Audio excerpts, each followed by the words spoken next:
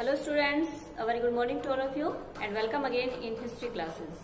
Students, आशा करती हूँ आप सभी घर पे सेफ हैं, सुरक्षित हैं और अपनी जो पढ़ाई है उसके ऊपर कंटिन्यूसली फोकस किए हुए हैं। क्लास 11th हिस्ट्री की हम बात करें, क्लास 11th हिस्ट्री में हमारा चैप्टर रिवीजन में था and that is changing culture tradition, बदलती हुई सांस्कृतिक परंपराएं।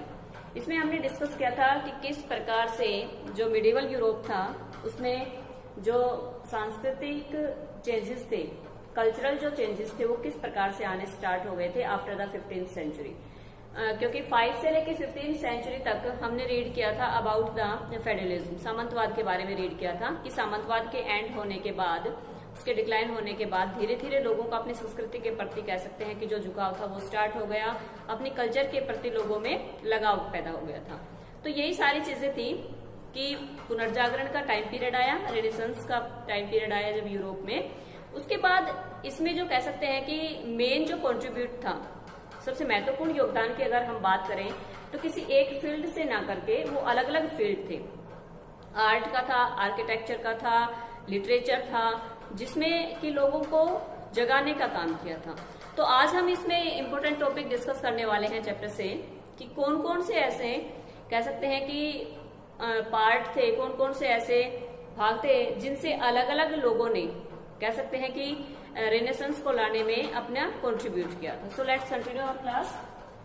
Scientist contributed to popularize Copernicus views on the solar system। सबसे पहले हम बात करेंगे साइंटिस्ट की कि ऐसे कौन से साइंटिस्ट थे जिन्होंने लोगों के मन में जो धारणाएं थी, चाहे वो अर्थ को लेकर थी, चाहे वो हमारे सोलर सिस्टम को लेकर थी, वो कौन कौन से ऐसे साइंटिस्ट थे जिन्होंने अपनी खोजों के द्वारा, अपने ज्योग्राफिकल इन्वेंशन जो उन्होंने किए थे उनके द्वारा लोगों की धारणाओं को सभी को चेंज कर दिया था।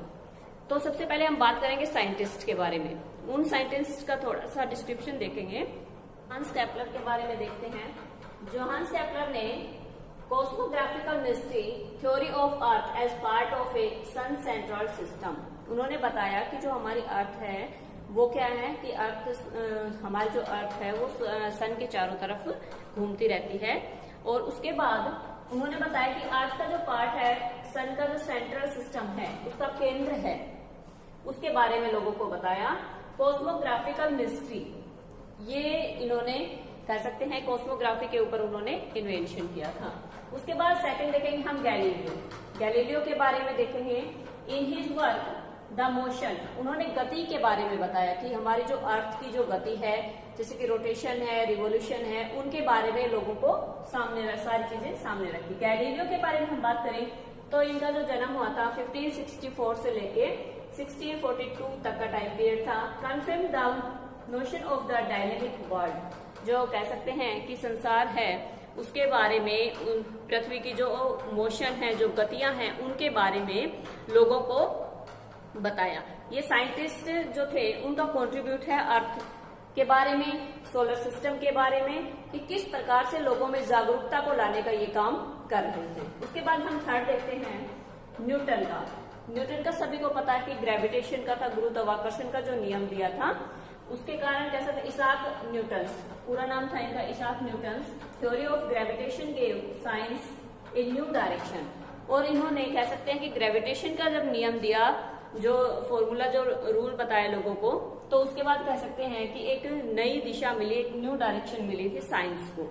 ये तीनों ही साइंटिस्ट के बारे में हमने बात की जिन्होंने अपना कंट्रीब्यूट किया लोगों को जगाने में, लोगों की जानकारी बढ़ाने में, और साथ में कह सकते हैं कि इम्पोर्टेंट इन्वेंशन इनके द्वारा किए गए, महत्वपूर्ण खोजें इनके द्वारा की गई, जिसे कह सकते हैं कि हमारी आज की जो लाइफ है वो बहुत ज्यादा इजी हो गई है। तो तीनों का नाम है जोहान्स केपलर। सेकंड हमने बात की गैलीलियो के बारे में और थर्ड हमने बात की थी न्यूटन के बारे में।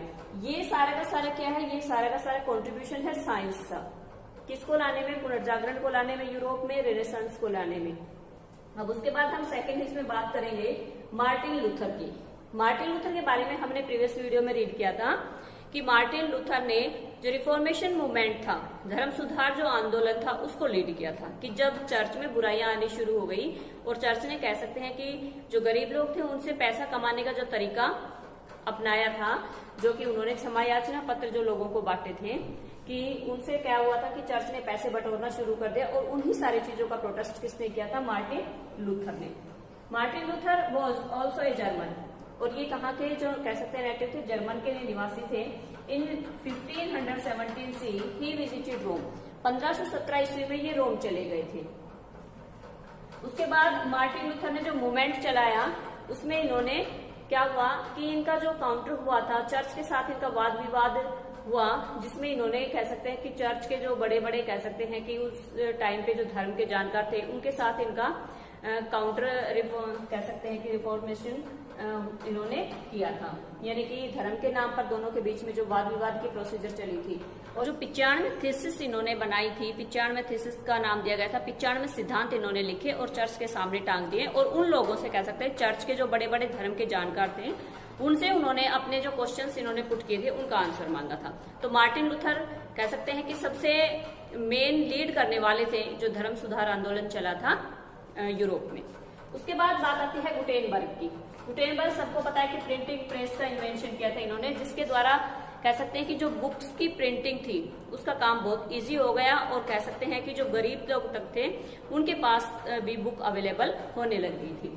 और कब क्या था, ही वॉज ए जर्मन, ये भी एक जर्मन थे और ही setup A printing press in 1450, 1450 के आसपास इन्होंने प्रिंटिंग प्रेस का इन्वेंशन किया। और एक कह सकते हैं कि पहली जो प्रिंटिंग प्रेस थी उसको सेटअप करने वाले कौन थे, जॉन गुटेनबर्ग थे। अब उसके बाद हम बात करेंगे Leonardo the Vinci.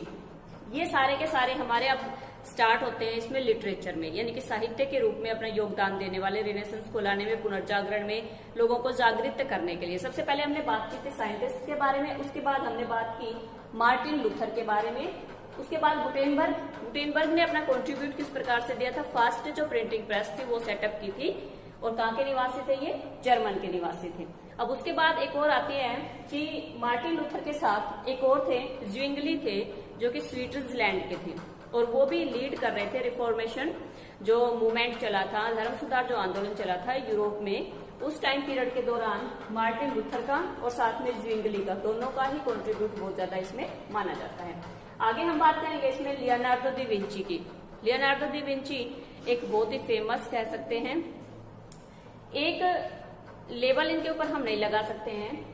He was a printer, साथ में कह सकते हैं स्कल्पचर, जो शिल्पकार होते हैं जो मूर्ति वगैरह का निर्माण करते हैं, इंजीनियर भी थे, ये साइंटिस्ट भी थे, फिलोसफर भी थे एंड पोइट भी थे। यानी कि इनको नाम दिया गया था disciple of experiment. It means प्रयोगों का शिष्य, क्योंकि एक ही व्यक्ति जब इतने सारे काम कर सकता है तो उसको क्या नाम दिया गया था, डिसिपल ऑफ एक्सपेरिमेंट, प्रयोगों का शिष्य नाम दिया गया था लियोनार्डो दी विंची को। क्या था, एक इंजीनियर भी थे, एक साइंटिस्ट भी थे, स्कल्पचर भी थे, फिलोसफर भी थे। और उसकी फेमस बुक का जब हम बात करते हैं, and that is last supper. Last supper it means अंतिम भोज। सबसे बहुत ज्यादा उस टाइम पीरियड के दौरान कह सकते हैं कि सबसे ज्यादा फेमस बुक, सबसे ज्यादा प्रिंसिपल बेस्ड जो बुक थी वो किसके द्वारा लिखी गई थी, लियोनार्डो दी विंची के द्वारा। लिटरेचर में इनकी जो बुक्स हैं वो आज भी रीड करवाई जाती हैं। उसके बाद बात आते हैं थॉमस मोर की। He had been a chancellor of England. Thomas More कौन थे, एक इंग्लैंड के चांसलर थे ये। He pretends a picture of an ideal society. अब इसके बाद बात आती है कि इनका नाम क्यों आता है कि इन्होंने भी पुनर्जागरण में अपना योगदान दिया था, क्योंकि इन्होंने एक ऐसी आइडल सोसाइटी की कल्पना की थी, इमेजिनेशन की थी, एक ऐसे काल्पनिक समाज की इन्होंने की थी, कह सकते हैं कल्पना, इन हिज फेमस बुक, अपनी बुक में, कि जिस सोसाइटी में, जिस समाज में सभी के सभी लोग क्या होंगे, सभी के सभी लोग इक्वल होंगे, समान होंगे, कोई भी व्यक्ति दुखी नहीं होगा और ना ही कोई व्यक्ति गरीब होगा। तो ये सारी चीजें किसके द्वारा, थॉमस मोर के द्वारा उनकी बुक में कह सकते हैं एक आइडल सोसाइटी की जो इमेजिनेशन थी वो इनके द्वारा की गई थी। अब बात आती है Raphael and that is Sanzio Raphael भी नाम है इनका पूरा। ग्रेट पेंटर थे इटली के। मेनली अगर हम इसमें देखेंगे तो मेनली जो कंट्रीब्यूट किया गया है वो जर्मनी के लोगों के द्वारा, साथ में इटली के द्वारा, क्योंकि इटली क्या था, इटली उस टाइम पीरियड के दौरान कह सकते हैं कि जो रोम था वो धर्म का एक मुख्य केंद्र था और वो किसका पार्ट था, एक इटली का ही पार्ट था। तो इसमें कह सकते हैं कि जो ग्रेट पेंटर थे इटली के, he drew several pictures on topics related to Christianity. और सांजियो राफेल ने इतने सारे पिक्चर्स बनाए, इतने सारे कह सकते हैं कि पेंटर भी थे कि ऐसे ऐसे टॉपिक्स लिए जो कि किससे रिलेटेड थे, क्रिश्चियनिटी से, ईसाई धर्म से रिलेटेड जो इन्होंने पिक्चर बनाई वो उस टाइम पीरियड के दौरान बहुत ही फेमस हुए थे। उसके बाद हम बात करेंगे पेट्रोक की। पेट्रोक कौन थे? ग्रेट राइटर थे and poet of Italy. Italy के पोइट और साथ में एक ग्रेट राइटर, एक महान लेखक के रूप में पेट्रोक को याद किया जाता है।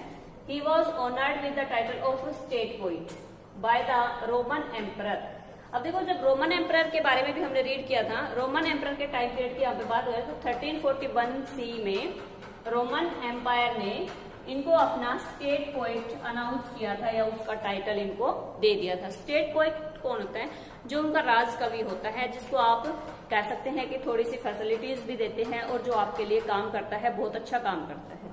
तो वो कौन थे? पेट्रोक। पेट्रोक क्या थे? ग्रेट राइटर थे, पोइट थे इटली के। उसके बाद रोमन एम्परर था, जो रोमन एम्पायर था, 1341 में इनको टाइटल दिया गया था स्टेट पोइट का। तो ये सारे के सारे आज हमने लिटरेचर से बेस्ड, साइंस से बेस्ड जिन लोगों के बारे में रीड किया है, ये सारे ऐसे कह सकते हैं कि ग्रेट पर्सनैलिटीज थे जिन्होंने अपना कहीं ना कहीं किसी न किसी रूप में कंट्रीब्यूट किया था यूरोप में लोगों को जगाने का, अपने कल्चर के प्रति कह सकते हैं कि उनके मन में भावना जगाने का।